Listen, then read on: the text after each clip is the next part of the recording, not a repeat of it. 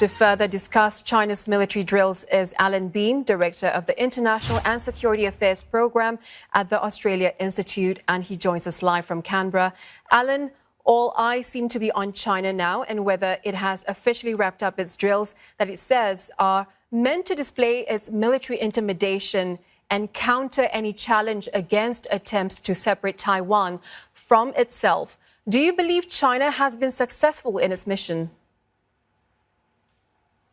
Look, I think China has demonstrated that it has very considerable power. It hasn't demonstrated such power for at least 25 years.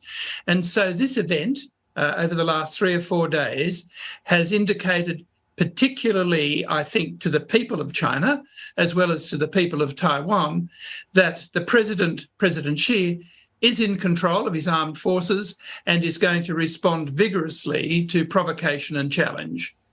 Now, the U.S. has time and time again maintained its support for the One China policy, that it doesn't support Taiwan's independence. But to what extent has Ms. Pelosi's controversial visit challenged Washington's long-standing position of strategic ambiguity? Look, I don't think her visit to Taiwan has challenged Washington's policy of strategic ambiguity, because that is a policy essentially about the use of force in certain situations of armed conflict. I think what has happened here is that Ms. Pelosi has made a visit to Taiwan which is not in the interests of the United States, nor is it in the interests of China. The United States still does adhere to the long-standing policy of One China, and there has been no change in that. I think what Ms. Pelosi has done is to muddy the waters there, and it will require at some point that the Secretary of State or even the President once again clarifies US policy. That won't be a difficult thing to do. I think the more difficult thing to do is to restore more normality into the bilateral relationship when China has clearly signalled its displeasure by saying, well, we're not going to talk to the United States at the military level, and we're not going to continue our discussions on major global issues such as climate change. I think they're pretty unfortunate outcomes because they affect all of us. And so there is, I think, for the United States, quite a lot of diplomatic work to do, as indeed there is for China. So in terms of restoring normality, Allan, knowing that President Xi has serious military might at his disposal, how does that change the strategic calculus for the U.S., given it's much more of an even game now? And what can or should the U.S. and its allies do next in their interest? Yes. Look, I think the United States has understood for some time now that the power balance, the military power balance between Beijing and Washington has been changing. And now, unfortunately, there has been a major demonstration of some of China's capabilities. As I mentioned earlier, Shahida, I think that President Xi is talking as much to his own people in the lead up to the 20th Congress of the Chinese Communist Party, as he is to the people of Taiwan and the people of the United States and the rest of Asia altogether. So this is a very broadband message which President Xi is giving.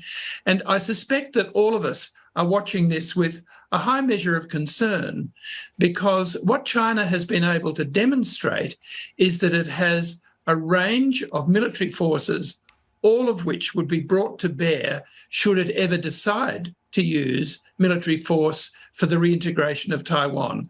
That, I think, is an unfortunate outcome. It would have been better, I think, just to leave that up in the air.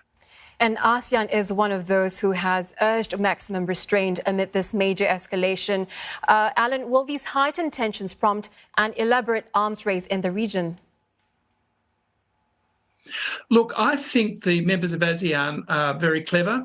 I don't think that they would radically increase their defence spending because of a single incident.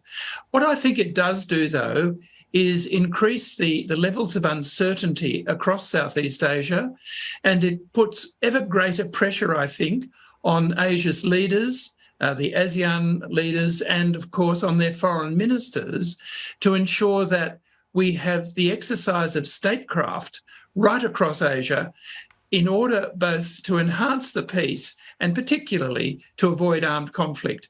So there is a lot more work now that will need to be done by ASEAN governments simply to keep regional stability in order. So amid those unprecedented drills, CIA Director William Behm said that China may be picking up lessons from Russia's failures in Ukraine, rethinking calculations on how, not whether, to invade Taiwan. What are your thoughts on this, and do you agree?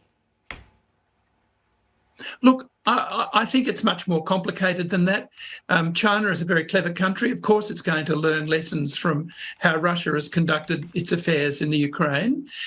Indeed, I think that the Ukraine incident probably has introduced a much higher level of caution on the part of the military planners in China.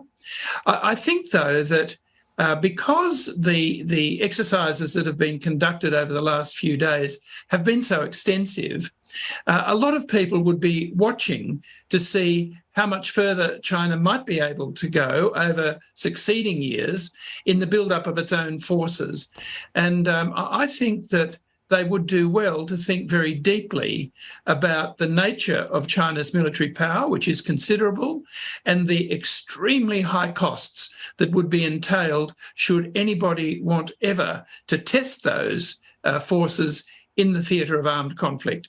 So I think that what it will do is lead to a higher level of caution and I hope a much, much higher level of prudence in the way in which countries deal with the cardinal issue of the position of Taiwan, but more broadly, the issue of a contested relationship between two superpowers.